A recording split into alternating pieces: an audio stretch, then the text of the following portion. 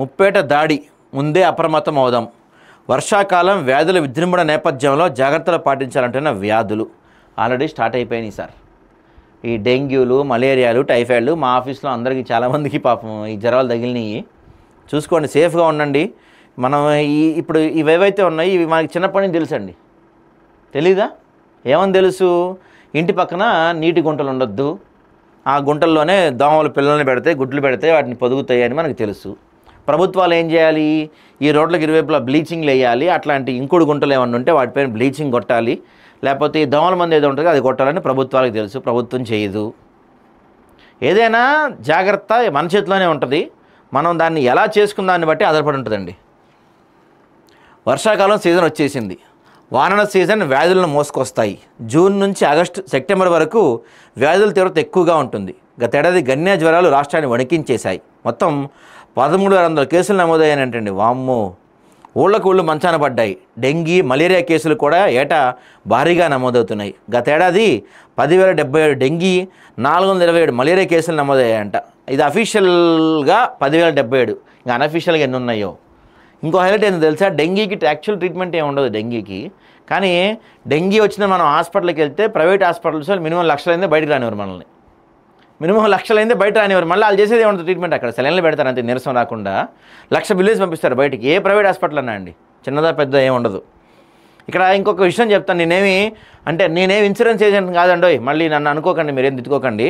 కానీ నేను ఈ సందర్భంగా విషయం చెప్దాం అనుకుంటున్నా ఏంటంటే, ప్రజలందరూ హెల్త్ ఇన్సూరెన్సులు తీసుకోండి. ఈ లైఫ్ ఇన్సూరెన్స్, టర్మ్ ఇన్సూరెన్స్ అవి నేనేం చెప్పట్లేదు, నేను ఇన్సూరెన్స్ ఏజెంట్ కాదు కాబట్టి. కానీ నేను చెప్పేది ఏంటంటే, ప్రజలందరూ హెల్త్ ఇన్సూరెన్స్ తీసుకోండి. మ్యాండేటరీగా ప్రతి ఒక్కళ్ళు హెల్త్ ఇన్సూరెన్స్ తీసుకోండి. ఎందుకంటే ఇవాళ రేపు మనకి ఏదన్నా చిన్న దెబ్బ తగిలినా, చిన్న గాయం జరిగినా, పొరపాటు జరిగినా, యాక్సిడెంట్ జరిగినా, ఏమన్నా లేనిపోని ఇట్లాంటివి వచ్చినా సరే ప్రైవేట్ హాస్పిటల్స్కి వెళ్తే సగం ఆస్తి పేపర్ అక్కడ పెట్టి రావాల్సి ఉంటుంది. కాబట్టి హెల్త్ ఇన్సూరెన్స్ అనేది చాలా మ్యాండేటరీ. ఈ సీజన్ వస్తుంది, ఈ సీజన్ అని కాకపోయినా ప్రతి మనిషికి ఒక హెల్త్ ఇన్సూరెన్స్ ఉండాలి. మళ్ళీ అనకండి మీరేమన్నా హెల్త్ ఇన్సూరెన్స్ ఏజెంట్ అని. నేను కాదు, మీకోసమే చెప్తున్నా. సో డెంగీతో పదుల సంఖ్యలో మరణాలు సంభవిస్తున్నాయి. సీజన్ వ్యాధుల పట్ల ప్రజలు అప్రమత్తంగా ఉండి తగిన జాగ్రత్తలు తీసుకుంటే వీటిని కట్టడి చేయొచ్చని వైద్యులు సూచిస్తున్నారు. దోమల ద్వారా మలేరియా, డెంగీ, గన్య జ్వరాలు వచ్చే ప్రమాదం ఉంది. గతేడాది గన్య జ్వరాలు అనేక గ్రామాలను వణికించేశాయి. వారాల తరబడి బాధితులు మంచాన పట్టారు. తీవ్రమైన ఒడినొప్పులు సతమతమయ్యారు. పగటి వేళ మాత్రమే కాటు వేసే టైగర్ దోమ వల్ల గన్య, డెంగీ జ్వరాలు వస్తాయి. మలేరియా కారకమైన దోమ రాత్రి వేళలో కాటు వేస్తుంది. కాబట్టి పరిసరాల్లోని టైర్లు, కుండీలు, కవర్లలో నీరు నిల్వ లేకుండా ప్రతివారం డైడ్రే పాటించాలి. దీనివల్ల దోమలార వృద్ధి చెందదు. పిల్లల శరీరం మొత్తం కప్పేలా దుస్తులు ధరించాలి. ఇళ్లపై దోమతెరలు వాడాలి. వైద్య ఆరోగ్య శాఖ మంత్రి దామోదర రాజనరసింహ ఇటీవలే సీజనల్ వ్యాధులపై సమీక్ష చేశారట.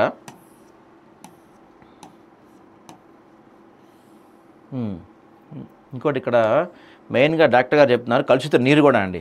సో వర్షాలకు వచ్చే వరదలతో తాగునీరు కలుషితం అవుతుంది. తద్వారా కలరా, టైఫాయిడ్ వంటి వ్యాధులు సోకుతాయి.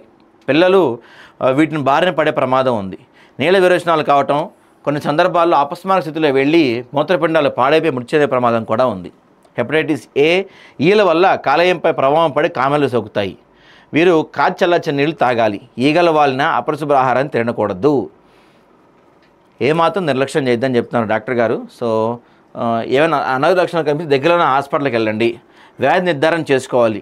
డెంగ్యూ జ్వరాలకు తగిన చికిత్స పొందాలి. పలు ప్రైవేట్ ఆసుపత్రుల్లో అనవసరంగా ప్లేట్లెట్లు ఎక్కిస్తున్నారు. ఇది సరికాదు. డెంగీ సోకిన 4-5% మంది మాత్రమే ప్లేట్లెట్లు అవసరం ఉంటుంది. ఈ మధ్య ఫ్యాషన్ అయిపోయింది. డెంగ్యూ అంటే బాబు ప్లేట్లు రెడీ చేసుకోమా, ప్లేట్లెట్స్ ఎక్కించాలంటున్నారు. ఇంకోటి నాకు ఈ మధ్యకాలంలో ఒక ఆశ్చర్యమైన విషయం ఏంటంటే, మా చిన్నప్పుడు మీరందరు చిన్నప్పుడు కూడా మనం హాస్పిటల్స్కి వెళ్తే డాక్టర్ ఏడో పట్టుకునేటోడు, మనకి స్టెథోస్కోప్ పెట్టేవాడు, నాలుగు తెరవమనేటోడు, బిల్లు రాసిచ్చాడు, అయిపోయేది కదా. కానీ ఈ రోజుల్లో ఏ హాస్పిటల్కి వెళ్ళినా టకటకటకటక ఒక పేపర్, హాఫ్ పేపర్ రాస్తున్నారు. CBP, CRP, blood test, urine test, malaria test, typhoid test అని వరుసగా టెస్టులు మొత్తం రాసి తీసుకొచ్చినంత ఆ టెస్టులు చూసి బిల్లు ఇస్తున్నారు. ఇది ఎందుకు మారిపోయింది ఇలా వైద్య వ్యవస్థ? అంటే ఆ డయాగ్నోస్టిక్ సెంటర్ వాడికి, డాక్టర్కి ఏమన్నా మ్యాచ్ ఫిక్సింగ్గా వచ్చిన ప్రతి వాడికి టెస్టులు చేయించాలనుకుంటున్నారా? నాకైతే అర్థం కావట్లేదు. ఒకప్పుడు డాక్టర్లు పాతకాలంలో ఏడున్నాయండి, ఇన్ని ల్యాబ్లు ఉన్నాయా పాతకాలంలో? ఇవాళ మనం బ్లడ్ టెస్ట్ ఇస్తే రేపు వచ్చేది రిజల్ట్ పాతకాలంలో కదా. రక్త పరీక్షలు ఇస్తే ఇవాళ ఇస్తే రేపు ఎల్లుండి కూడా వచ్చాయి ఒక్కోసారి. ఇప్పుడేంది, నువ్వు బ్లడ్ ఇస్తే 6 గంటల్లో నీకు 3 గంటలు 4 గంటల రిపోర్ట్లు ఇచ్చేస్తున్నారు. సరే ఆ టెక్నాలజీ పెరిగింది, ఫాస్ట్గా ఇచ్చేస్తాను, నేను కాదంటలేదు. కానీ ప్రతి చిన్న విషయానికి టెస్టులేనా? టెస్టులు చేయకుండా డాక్టర్లు ఏం చెప్పలేని పరిస్థితికి ఎందుకు వచ్చేసారు? మరి ఈ డయాగ్నోసిస్ సెంటర్లు లేకపోతే మెడికల్ షాప్స్ వాళ్ళతో మ్యాచ్ ఫిక్సింగా, లేకపోతే నిజంగానే డాక్టర్లు స్కిల్ కోల్పోయారా? టెస్టులు చూసి ఆ టెస్టులు చేస్తే తప్ప ట్రీట్మెంట్ చేయలేకపోతున్నారా? మరి ఏంటో చూడాలి, డాక్టర్లని అడగాలి మనం.